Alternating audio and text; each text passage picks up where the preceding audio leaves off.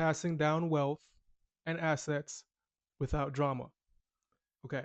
So when people begin to start thinking about planning, for the next generation of people to come, one thing they begin to start doing for themselves is they start setting up a will.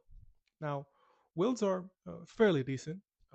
They help at least let the family members know what was your intent in what you were doing when you wanted to give them or give, I guess, other members of your estate certain bits of money or property. What wills are good for is being able to sometimes establish, I guess, intent. Okay.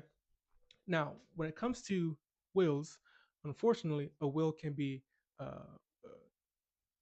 when it comes down to wills, sometimes the will can be contested in court, or the will can even go into probate. Look at James Brown or some other celebrity, unfortunately, that passed away who had wills or who had different avenues to put their estate into. The will is okay, fairly decent. I'm not trying to talk about it.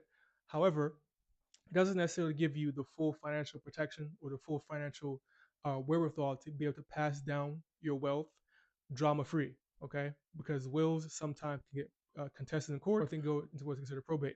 Okay. Now, on the other hand, that's what's called a trust, specifically a common law trust. Now, in this trust, you have the opportunity to keep litigation out of it, so no probate, no contestant in court. What you specifically have in the will, excuse me, what you specifically have in the trust and in your beneficiary designations, your successor beneficiaries or your successor trustee, if you specifically state it in your trust document, who gets this, who gets that, who gets this, who gets that, there is no contesting in court.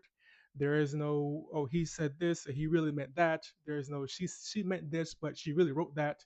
There's none of that happening in court. What you written down as the trustee or the trustor at the beginning of the generational wealth that you want to establish for your family is exactly what they're going to get.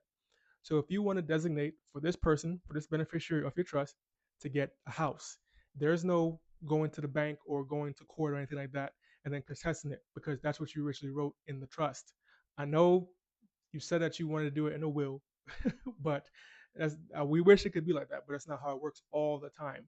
I'm not saying that every single will gets contested, but do you want to really leave it up to chance like that?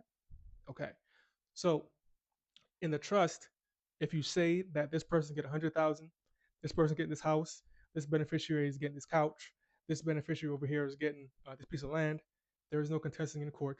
There's none of that happening, especially when it's set up correctly. Common law, irrevocable trust. Okay, so if you compare the will